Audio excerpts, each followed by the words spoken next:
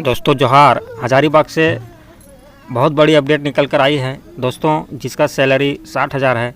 दोस्तों इसमें देखिए क्या क्या सब्जेक्ट का वैकेंसी निकल कर आई है।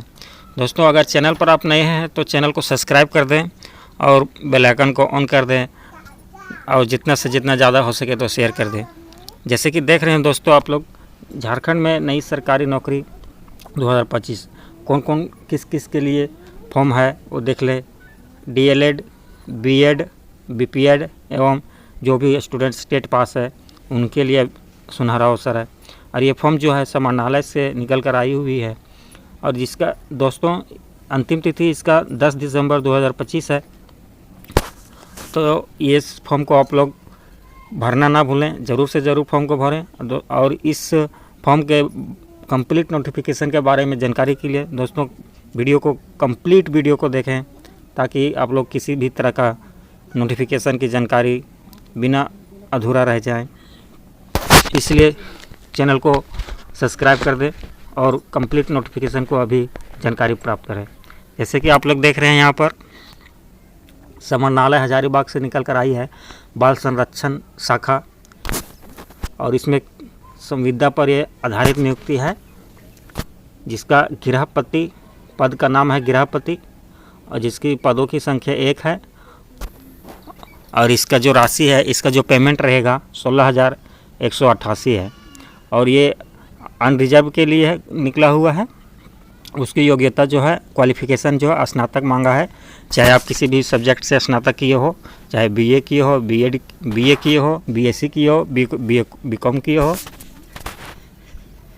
इससे कोई दिक्कत नहीं है। और दूसरा है टीचर का, दूसरा पोस्ट जो है टीचर का, जो जिसमें एक संघ पद है और इसका सैलरी जो रहेगा 17,640 है। और ये भी अनरिजर्व के लिए आई हुई है।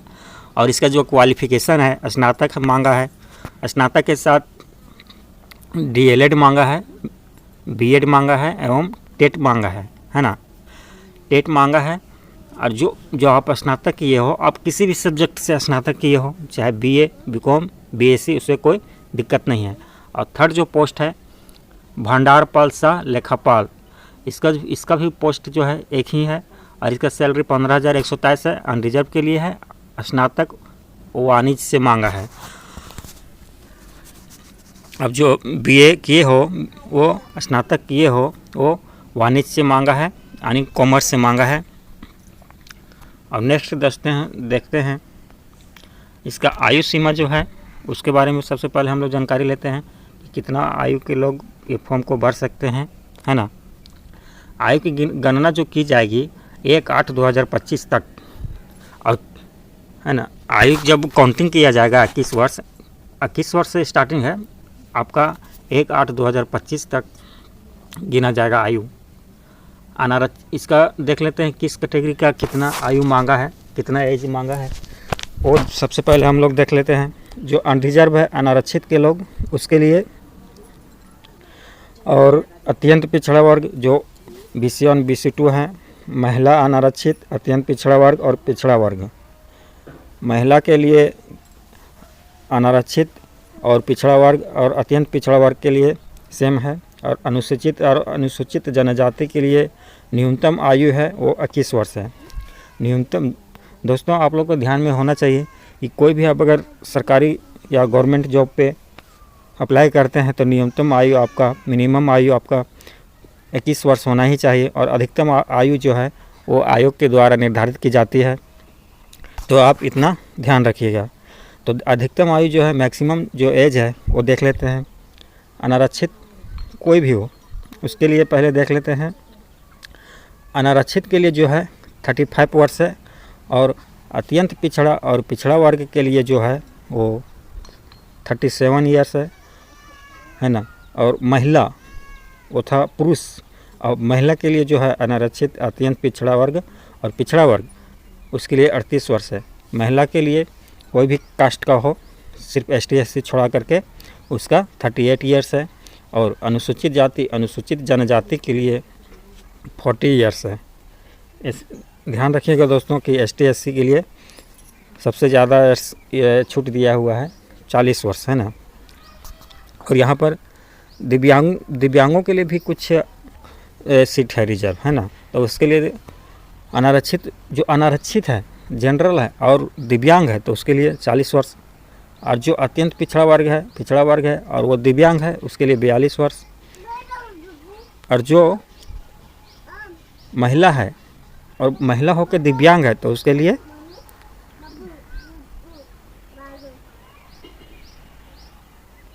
लिए आप लोग देख रहे हैं 43 ईयर्स, और ST/SC के लिए जो दिव्यांग महिला है उसके लिए 45 ईयर्स, है ना। और नेक्स्ट देख लेते हैं जो इसकी इस नियुक्ति के जो शर्तें हैं, जो शर्त आयोग के द्वारा शर्तें निकाली गई है, नियम जो निकाली गई है उसको हम लोग कंप्लीट नोटिफिकेशन देख लेते हैं। जैसे कि संविदा 1 वर्ष के लिए न्यूनतम होगा, ये है जो एक कंट्रेक्चुअल बेसिस पर वैकेंसी निकली है, इसका जो 1 वर्ष के लिए होगा और आवश्यकता अनुसार अग्रेतर वार्षिक कार्य मूल्यांकन के आधार पर अनुबंध अवधि के विस्तार किया जाएगा। जैसे आयोग देखेगा कि मुझे अगर और ड्यूटी करवाने की आवश्यकता है, ज़रूरी है, तो आपका जो ड्यूटी है वो 1 साल से अधिक विस्तार करने का वो लोग कोशिश करेगा आवश्यकता अनुसार। सेकंड में क्या है, कार्य असंतोषजनक पाए जाने संविदा के आधार पर अनुबंधित व्यक्तियों को 1 माह की नोटिस पर अनुबंध समाप्त किया जा सकता है। अगर आप काम को ठीक से नहीं कर रहे हैं और आयोग को लगेगा कि ये अच्छा काम नहीं कर रहा है, असंतोष है, आयोग खुश नहीं है, तो आपको 1 माह के पहले नोटिस देगा और आपका नौकरी को समाप्त कर देगा। थर्ड पॉइंट क्या है, थर्ड पॉइंट से देख रहे हैं, संविदा के आधार पर नियुक्ति कर्मियों को अस्थायी नियोजन नहीं होगा। ये अस्थायी नौकरी नहीं है, ये अस्थायी नौकरी है। अस्थायी नौकरी वो होता है जो 60 साल तक होता है, ये कभी भी आपके लिए आपको हटा दिया जाएगा। मानदेय के विरुद्ध उन्हें कार्य करने के लिए अनुबंधित किया जाएगा। 4 पॉइंट देख लेते हैं, विभागीय निर्देश के आलोक में आवश्यकता अनुसार विज्ञापन की शर्तों में संशोधन किया जा सकता है। और अगर विभाग का निर्देश आएगा तो आवश्यकता अनुसार विज्ञापन को जो शर्त है उसको संशोधन इन लोग कर सकता है। इसमें कुल टोटल दोस्तों 8 पॉइंट से कुल टोटल यहाँ दिया हुआ है, आप लोग बारी बारी से ध्यान से बारीकी से पढ़कर समझ सकते हैं। आप लोग अपने स्तर से भी पढ़ के समझ लीजिएगा, वीडियो को बिना स्किप किए हुए कंप्लीट देखकर। दोस्तों इसके साथ अगर आप चैनल पर नए हैं तो चैनल को सब्सक्राइब कर दें, क्योंकि आपके लिए हर एक छोटी बड़ी अपडेट गवर्नमेंट जॉब के रिगार्डिंग आपको प्रत्येक दिन, चाहे एक दिन में 2-3 वैकेंसी आ जाए तो फिर भी आपके लिए वीडियो बनाकर अपलोड कर दिया जाएगा, और ताकि आप लोग को किसी भी तरह का कोई फॉर्म ना छूट जाए, ताकि आप लोग फॉर्म भर सके। इसलिए चैनल को आप लोग सब्सक्राइब कर दें और जितना ज़्यादा हो सके तो शेयर कर दें। चलिए बात करते हैं चयन का मापदंड, जो इसमें चयन की प्रक्रिया है, चयन का क्या रूल है, कैसे इन लोग सेलेक्ट करेगा, उसका मापदंड हम लोग देखते हैं। चयन में साक्षात्कार का प्रावधान नहीं है। साक्षात्कार में मतलब इंटरव्यू का प्रावधान इसमें नहीं है, इंटरव्यू नहीं होगा। अभ्यर्थियों के शैक्षणिक योग्यता निम्नांकित प्रत्येक स्तर पर प्राप्त अंक का प्रतिशत ज्ञात कर प्रारंभिक मेधा सूची में तैयार किया जाएगा। जो आपका परसेंटेज आया हुआ है मैट्रिक, इंटर और बीए में, उसी के बदौलत इन लोग पॉइंट्स बनाएगा और मेरिट बनाएगा, और उसके बाद नोटिस में डालेगा, लिस्ट में नाम डालकर स्टूडेंट्स को दिखाएगा कि किस किस का चयन हुआ है। तो देख लेते हैं हम लोग। गृहपति न्यूनतम शैक्षणिक योग्यता स्नातक है, मैट्रिक 30। अगर आप मापदंड का प्रतिशत जो है मैट्रिक 30 है, इंटर 30 है और स्नातक है 40, कुल टोटल 100%। शिक्षक का पोस्ट के लिए अप्लाई करते हैं, जिसका क्वालिफिकेशन ये मांगा है जो आप पीछे हम लोग बता चुके हैं। मैट्रिक, इसमें भी मैट्रिक 30 है, इंटर 30 है और स्नातक 40 है, कुल टोटल 100%। भंडारपाल सह लेखापाल में इसमें स्नातक मांगा है कॉमर्स से, इसमें मैट्रिक में 30%, इंटर 30% और स्नातक 40%, कुल टोटल 100%। और थोड़ा नीचे देख लेते हैं उदाहरण जो बताया है, जैसे कि उपरोक्त सभी पदों के अभ्यर्थियों का प्रतिशत निम्न अनुसार ज्ञात की जाएगी। अगर आप मैट्रिक में 1000 पूर्णांक है, प्राप्त अंक 650 है, प्रतिशत आपका हो जाएगा 65। मापदंड का प्रतिशत 30%, प्राप्त प्रतिशत 19.50। इंटर में जो है 1000 अगर है, 475 प्राप्त अंक है तो आपका 47.5% हो जाएगा, जो 30% बनेगा। प्राप्त प्रतिशत जो टोटल होगा 14.25%। स्नातक बीए में जो है अगर 585 प्राप्त अंक लिए हैं, पूर्णांक है 1000, अगर आप 585 अंक प्राप्त किए हैं तो आपका प्रतिशत बनेगा 58.5%, जो प्रतिशत है 40%, तो आपका परसेंट बनेगा 57.15%। उक्त आधार पर प्रत्येक पद के लिए पृथक प्रारंभिक मेधा सूची तैयार किया जाएगा, है ना। इस पॉइंट के अनुसार आपके लिए मेधा सूची तैयार किया जाएगा। और दोस्तों, यह आपके लिए पॉइंट से दिया हुआ है कुछ, जो आप लोग इसको ध्यानपूर्वक पढ़कर समझ सकते हैं। और इसमें देखिए, कंप्यूटर, हिंदी, अंग्रेजी टाइपिंग में क्रमशः 20 एवं 30 शब्द प्रति मिनट शुद्धता सहित उत्तीर्ण होना आवश्यक है।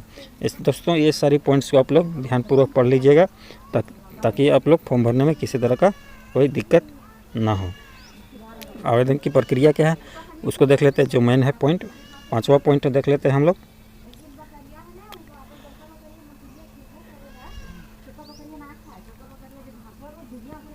यद्यपि आवेदन की विविध प्रपत्र में इसे अंकित भी किया हो गया हो, आवेदन के साथ संलग्न किए जाने वाले प्रमाण पत्र निम्नवत।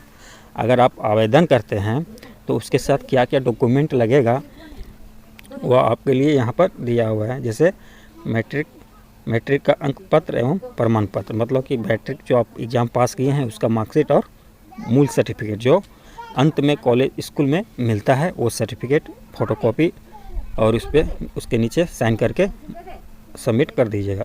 सेकंड क्या है, इंटर अंक एवं प्रमाण पत्र, इंटर का मार्कशीट और सर्टिफिकेट। तीसरा क्या है, स्नातक अंक एवं प्रमाण पत्र, स्नातक का मार्कशीट और फाइनल मार्कशीट और प्रमाण पत्र जो मेन सर्टिफिकेट होता है। फोर, सक्षम प्राधिकारी द्वारा झारखंड राज्य के निर्गत स्थानीय प्रमाण पत्र, आवासीय प्रमाण पत्र आपको डॉक्यूमेंट के साथ, फॉर्म के साथ जमा करना पड़ेगा। 5वां पॉइंट क्या है, सक्षम प्राधिकारी द्वारा झारखंड राज्य के जाति प्रमाण पत्र। आयु में छूट के लिए, अगर आप आयु में छूट चाहते हैं, जो आयोग के द्वारा आयु निर्धारित की गई है, अगर आयु छूट चाहते हैं तो आपके लिए जाति प्रमाण पत्र देना अनिवार्य है। 6 पॉइंट क्या है, अतिरिक्त वांछित शैक्षणिक योग्यता डिप्लोमा प्रमाण पत्र, अगर एक्स्ट्रा में आपके पास डिप्लोमा प्रमाण पत्र है वो आप सबमिट कर सकते हैं। और नेक्स्ट देख लेते हैं दोस्तों, 6ठा पॉइंट में क्या है। 6ठा पॉइंट जैसे देख रहे हैं आप लोग, अभ्यर्थियों द्वारा आवेदन समर्पित करने की अंतिम तिथि जो है 10/12/2025 है।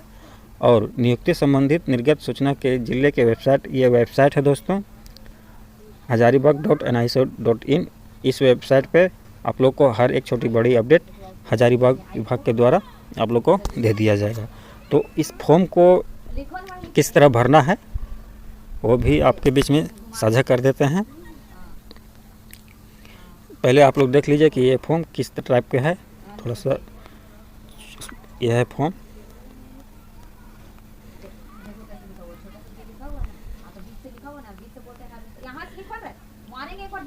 है ना। ये फॉर्म को आप लोग देख लिए हैं। सेम में उपायुक्त पद का नाम, किस पद पे आप लोग भर रहे हैं, पद कोड संख्या और कर्म संख्या, आवेदित जिला, जो स्टूडेंट जो आवेदन कर रहा है उस स्टूडेंट का कौन सा जिला है उसका नाम लिख देना है, आवेदक का नाम लिख देना है, जो आवेदन करेगा उसका नाम, और उसका पिता का नाम। अगर शादी विवाहित लड़की है तो उसका पति का नाम लिख देना, अब है ना। अगर खुद का है तो अपना नाम लिखना, अपना पिता का नाम लिखना, डेट ऑफ बर्थ यहाँ डाल देना, अस्थाई पता। आप अगर हजारीबाग से ही हैं तो अस्थाई हो या तो प्रजेंट एड्रेस हो, आप एक ही दोनों जगह डाल दें, वही बेस्ट रहेगा आपके लिए। और सेकेंड 7 में मोबाइल नंबर डालिए, ईमेल आईडी डालिए। ईमेल आईडी अनिवार्य नहीं, अगर है तो डाल ही दीजिए, अधिकतर तो के पास ईमेल आईडी होता है। और शैक्षणिक योग्यता में इसमें भर दीजिएगा मैट्रिक, इंटर, BA, डिप्लोमा, और इसमें बोर्ड का नाम लिख दीजिएगा और कौन सा बोर्ड है, जैक है, विनोबा भावे है, जो भी है आप लोग भर दीजिएगा। प्रतिशत कितना आया है, परसेंटेज, वो भर दीजिएगा। किस वर्ष में आप लोग, मार्कशीट में के नीचे लिखा हुआ रहता है किस वर्ष में आप लोग पास किए हैं, वो भर दीजिएगा। सामान्य, पिछड़ा वर्ग, अत्यंत पिछड़ा वर्ग, ST SC, जाति प्रमाण सहित, अगर जाति प्रमाण है तो आप लोग यहाँ पे ज़रूर से ज़रूर दीजिएगा। और जाति प्रमाण का जो नंबर होता है वो लिख दीजिएगा। शारीरिक रूप से भी अगर दिव्यांग बच्चा है, और दिव्यांग बच्चा के लिए सर्टिफिकेट बनता है, उस सर्टिफिकेट में जो नंबर रहता है, सर्टिफिकेट नंबर, वो भर दीजिएगा। किस तिथि को आप लोग फॉर्म को जमा कर रहे हैं, उस तिथि का नाम लिख दीजिएगा, स्थान का नाम लिख दीजिएगा, और जो आवेदन, जो बच्चा, जो स्टूडेंट आवेदन कर रहा है, उसका साइन होना बहुत ज़रूरी है। और इसका नीचे भी आवेदक का हस्ताक्षर कर दीजिएगा, है ना। तो दोस्तों यही था, समाहरणालय हजारीबाग से वैकेंसी निकल कर आई थी, फॉर्म निकल कर आई हुई है, जो आप लोग को 10 तारीख 12वां महीना 2025 तक डेट है। तो आप लोग इस फॉर्म को भरना ना भूलें। कोई भी फॉर्म हो, गवर्नमेंट, ज़रूर से ज़रूर फॉर्म को भरें। और दोस्तों अगर चैनल पर नए हैं तो चैनल को सब्सक्राइब कर दें, क्योंकि बिना सब्सक्राइब किए हुए आप लोग को पता नहीं चलेगा कब कौन सा फॉर्म आ रहा है। इस चैनल पर मात्र एक ये ऐसा चैनल है जो इस चैनल पर आपके लिए हर एक छोटी बड़ी अपडेट गवर्नमेंट जॉब के रिगार्डिंग अपलोड कर दी जाती है, इसलिए चैनल को सब्सक्राइब करना बहुत ज़रूरी है। ठीक है दोस्तों, आज की सेशन को समाप्त करते हैं। जोहार हजारीबाग, जय झारखंड।